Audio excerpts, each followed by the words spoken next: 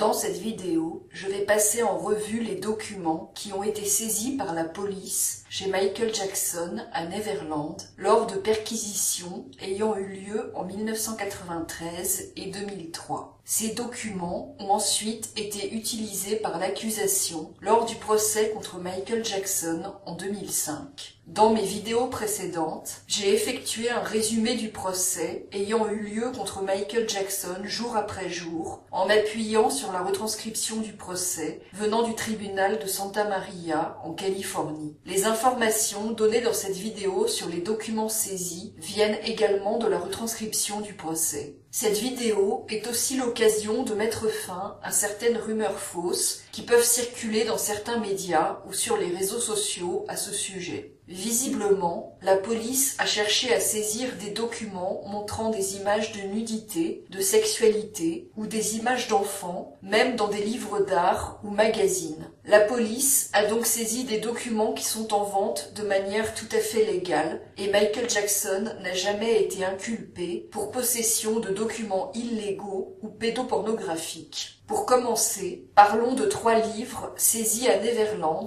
en 1993. Boys Will Be Boys, un livre de photographie publié en 1966 par George Martin et Ronald Nelson. À l'intérieur de ce livre, Michael Jackson avait écrit « Regardez le vrai esprit de bonheur et de joie sur les visages de ces garçons. C'est l'esprit de l'enfance, une vie que je n'ai jamais eue et dont je rêverai toujours. C'est la vie que je veux pour mes enfants, MJ. » The Boy, A Photographic Essay, un livre de photographie publié en 1964 par George Martin et Ronald Nelson. À l'intérieur du livre, une personne avait écrit « À Michael, de ta fan, Rhonda, avec un cœur » et 1983, Chicago, ce qui permet de supposer que le livre avait été offert à Michael Jackson par une fan s'appelant Rhonda. Ces 2 livres montrent des photos de jeunes garçons en train de jouer, de nager, pour certains dénudés. Le 3e livre, saisi en 1993, In Search of Young Beauty,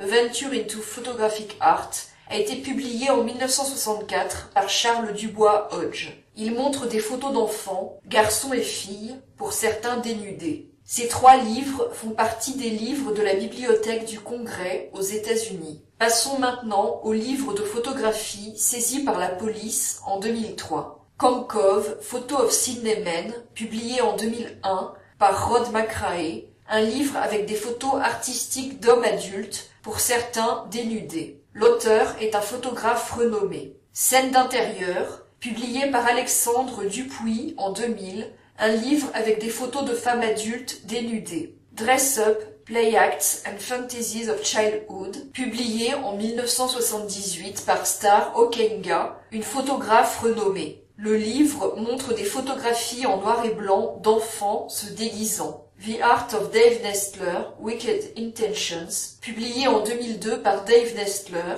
un livre montrant des images érotiques de femmes dénudées. Underworld, publié en 1995 par Kelly Klein. Ce livre montre des photos artistiques de personnes en sous-vêtements, notamment le groupe The Red Hot Chili Peppers. The Fourth Sex, Adolescent Extremes, un livre publié en 2003 par Jake Chapman, Dinos Chapman, Gillian Waring, Tracey Emin, montrant des photos artistiques sur la contre-culture des adolescents. Chronos, publié en 2000 par Pere Formiguera. Ce livre montre des personnes de 2 à 75 ans photographiées une fois par mois pendant 10 ans. Drew and Jimmy, publié en 1995 par John Patrick Salisbury. Ce livre montre des photographies artistiques de 2 adolescents dans les régions rurales de la Louisiane. Beach Portraits, publié en 2003 par Rineke Dijkstra. Ce livre montre des photos artistiques de jeunes posant sur une plage en maillot de bain.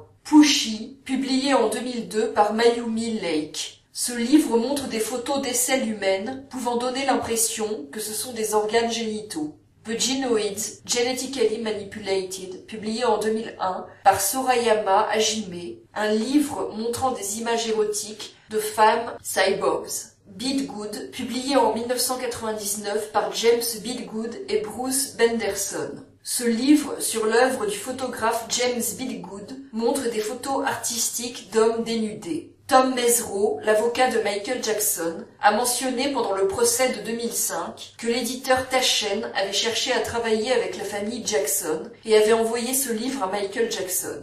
Naked as a Jaybird, publié en 2003 par Diane Hanson. C'est un autre livre publié par Taschen sur l'histoire du magazine nudiste américain Jaybird qui était publié dans les années 1960. The Glory of the DNS Woman, publié en 1967 par André de DNS, un photographe célèbre pour avoir photographié notamment Marilyn Monroe. Le livre montre des photographies de femmes nues. The Chop Suey Club, publié en 1999 par le photographe Bruce Weber.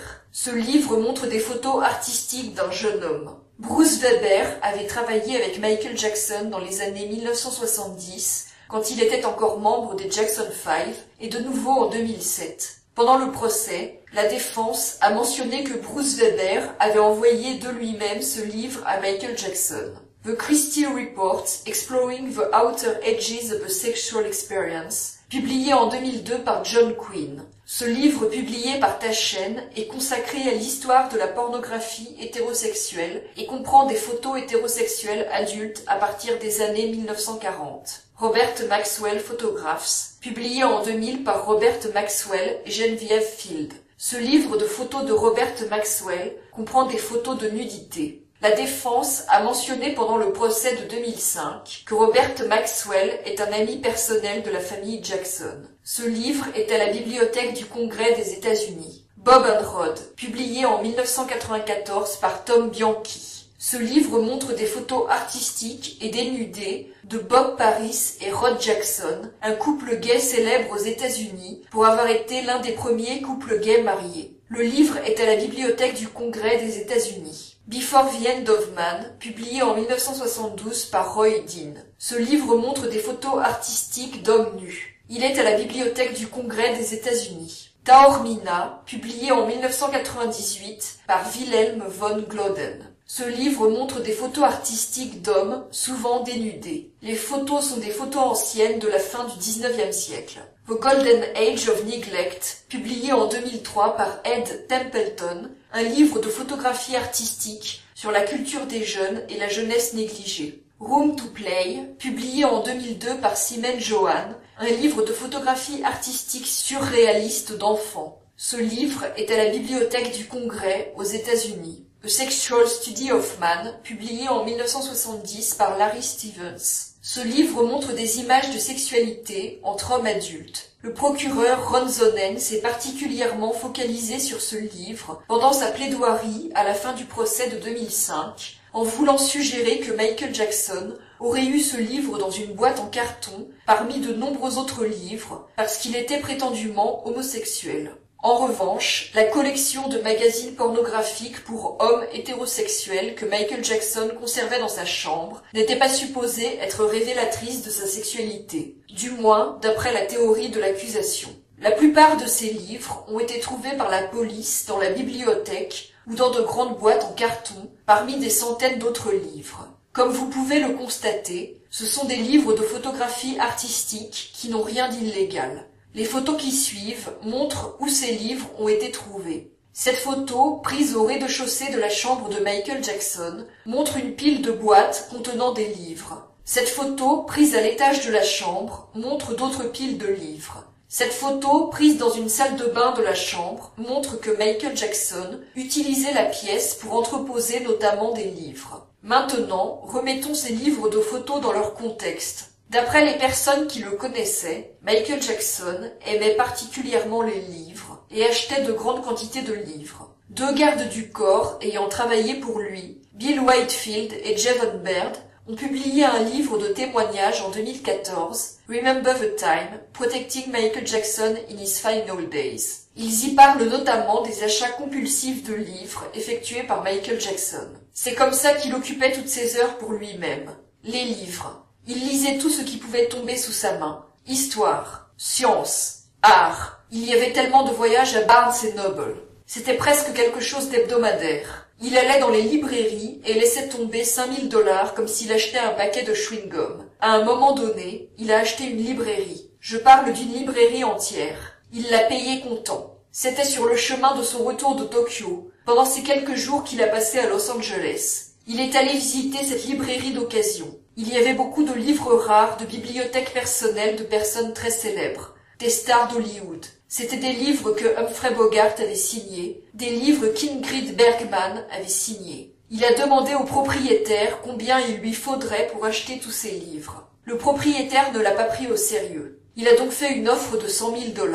A dit qu'il paierait comptant sur place. Quelques semaines après son retour de Los Angeles, cette U-Haul remplie de tous ses livres est apparue à la maison de Vegas. Michael Jackson avait aussi une passion pour la photographie. Le directeur de CBS, Ray Newton, a témoigné de sa rencontre avec Michael Jackson en 1979 et comment il a découvert que celui-ci se passionnait pour la photographie. Environ 1 heure plus tard, nous avons pris le photographe professionnel qui venait avec nous à la radio. Le photographe entre sur le siège avant de la limousine, dit bonjour, puis commence à assembler son appareil photo. Une fois que son appareil photo est assemblé, il le pointe sur Michael et moi sur le siège arrière de la limousine. Je lui ordonne de ne pas nous photographier afin que Michael puisse se détendre. Avec le recul, ça aurait été une photo cool à avoir maintenant, mais je veillais au bien-être de Michael. Michael voit l'appareil photo et commence cette discussion profonde sur la photographie. J'étais dans la discussion pendant environ 1 minute, puis c'est devenu si profond que j'ai juste abandonné, et c'est là que le photographe m'a regardé, et je l'ai regardé avec les regards disant « Regarde ça ».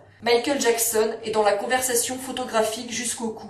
J'ai demandé à Michael s'il était photographe, et il a dit « Non, j'aime juste la photographie ». Alors Michael continue de s'engager dans cette conversation photographique très profonde avec le photographe, où il mentionne quelque chose sur lequel le photographe a dit qu'il devait approfondir ses recherches. Cela a duré environ 5 minutes, et la seule chose qui a arrêté ce sujet était que le photographe a dit quelque chose que Michael ne savait pas, et Michael est resté silencieux. Le photographe Todd Gray a travaillé avec Michael Jackson de 1979 à 1982 et dit dans son livre « Before He Was King ». Quand Michael trouvait le temps de se détendre, il aimait feuilleter des livres d'images photographiques. Il apportait ses livres préférés avec lui en tournée et achetait plus de livres sur la route. Le bus alourdi avec un nombre croissant de boîtes quand nous quittions chaque ville. Le Triumph Tour a commencé à Memphis sans boîte. Au moment où nous sommes arrivés à Dallas, quelques jours plus tard, j'en ai remarqué 2. Ensuite est venu Houston. Et au moment où nous avons atteint San Antonio, j'ai remarqué une 20aine de boîtes étant chargées dans le bus. Il aimait particulièrement les livres sur le glamour hollywoodien des années 30, les livres pour enfants richement illustrés et les livres de table basse sur la photographie. Michael se terrait généralement à l'arrière du bus, pendant que les autres passaient leur temps ensemble devant. Je préférais aussi le calme à l'arrière, et je m'asseyais avec lui pendant qu'il était plongé dans un livre de photographie glamour hollywoodienne des années 1930. En regardant une photo particulièrement frappante, il disait « C'est magique, ils ne font plus de photos comme ça ». Il étudiait la pose, les yeux, le maquillage et l'expression, tout ce qui va avec une grande photo glamour. Michael aimait aussi les livres qui montraient des enfants du monde entier. Un jour, dans le bus, je me souviens de lui disant « Je voudrais pouvoir écrire un livre sur les enfants du monde. Je pourrais aller dans chaque pays et montrer comme tout le monde sur la terre est beau. Je veux aller en Inde et montrer la pauvreté et la souffrance des enfants là-bas. Et peut-être je pourrais aider à améliorer la situation. L'Afrique aussi, où il y a tant de famines et de maladies. Todd, voudrais-tu faire ça avec moi ?» J'étais stupéfait, parce que je me demandais à la fois comment Michael allait trouver le temps et aussi qu'il voulait que je sois le photographe. Je lui ai suggéré de jeter un coup d'œil aux photographies de Lewis Hine, l'influent photojournaliste dont le travail a contribué à stimuler l'introduction de lois sur le travail des enfants au début du XXe siècle. La guitariste jouant régulièrement avec Michael Jackson sur scène, Jennifer Batten, a témoigné du fait qu'il s'était inspiré d'un livre pour sa tenue de scène sur le History Tour. Quelqu'un avait montré à Michael un livre d'art qui était en quelque sorte basé sur le SM, et toutes les peintures étaient vraiment belles. Il avait donc cela en tête, mais quand c'est venu dans la vie réelle, ce n'était plus si beau, dit-elle en riant. Je devais donc me rappeler que tout ça était du théâtre, vous savez. Ce n'est pas juste de la musique. Bernd Capra, qui a travaillé avec Michael Jackson sur la préparation de la série de concerts This Is It, a déclaré « Michael Jackson était très bien éduqué et il aimait l'art, et il connaissait la photographie, et il aimait ce photographe, Lewis Hine, qui avait été un travailleur social à l'époque de la dépression et a pris des photos de victimes du travail des enfants. Des enfants de 4, 5, 6 ans travaillant dans des usines et des mines. Il était aussi très connu pour une collection de photos de la construction de l'Empire State Building, qui ont beaucoup de valeur maintenant. Michael aime ce type et il a basé la chorégraphie de The Way You Make Me Feel et la scénographie sur les photos des hommes construisant des poutres en acier, comme s'ils étaient au sommet d'un gratte-ciel, prenant une pause déjeuner. Sachant que Michael Jackson achetait de grandes quantités de livres et en recevait parfois en cadeau, il n'est donc même pas prouvé qu'il avait seulement regardé tous les livres qui ont été saisis par la police. Les personnes cherchant à montrer Michael Jackson comme coupable à tout prix sur les réseaux sociaux se focalisent souvent sur les livres Boys Will Be Boys et The Boy, A Photographic Essay, sous prétexte qu'on y voit des photos d'adolescents nus. Cependant, ces livres anciens sont vendus en toute légalité et il n'est même pas prouvé que Michael Jackson les aurait achetés lui-même. En tout cas, on sait que l'un des deux lui avait été vraisemblablement offert par une fan. Maintenant, passons aux magazines saisis par la police en 2003. La police a notamment saisi une collection de magazines sur le nudisme, publiés entre les années 1930 et 1960. La policière Janet Williams a dit dans son témoignage que ces magazines avaient été trouvés dans une grande boîte en carton au rez-de-chaussée de la chambre de Michael Jackson. Voici la liste de ces magazines qui se focalisaient principalement sur des femmes nues. Un article publié en 2009 a mentionné le fait que Michael Jackson avait été vu faisant du shopping dans les années 2000 à Recycled Record Store et avait acheté ce genre de magazine. Il a aussi acheté un tas de vieilles photos découpées de magazines nudistes et de vieilles photos de femmes posant nues. La police a également saisi des magazines pornographiques pour hommes hétérosexuels et DVD pornographiques, dont voici la liste.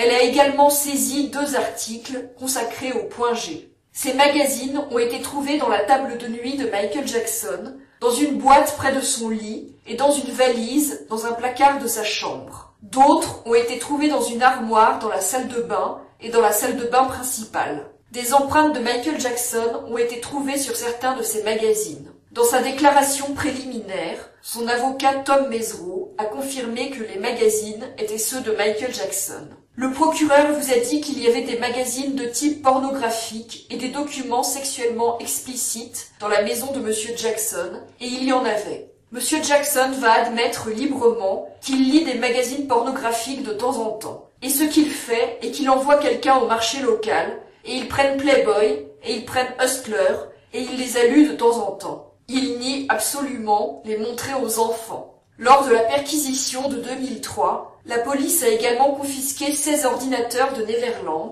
et les a envoyés au FBI pour un examen médico-légal de leur disque dur. Aucun des ordinateurs ne contenait de matériel illégal ou n'avait de traces d'accès à du matériel illégal sur Internet et aucune tentative de trouver un tel matériel. Encore une fois, selon les transcriptions judiciaires et motions judiciaires, seule de la pornographie hétérosexuelle adulte légale et des images de femmes nues ont été trouvées en cache dans leur disque dur de 1998 à 2003, et comme l'avocat de Michael Jackson l'a souligné dans sa déclaration finale au procès de 2005. Pas de pédopornographie illégale sur un site web ou ailleurs. Pas de site web où vous essayez de rencontrer des enfants, comme les pédophiles le font souvent, et le reste. Même l'accusation ne pouvait affirmer que ce matériel était illégal, mais ils ont soutenu qu'ils voulaient leur présenter pour montrer que Michael Jackson savait utiliser un ordinateur, quelque chose qu'il n'a jamais nié. Le juge Rodney Melville, cependant,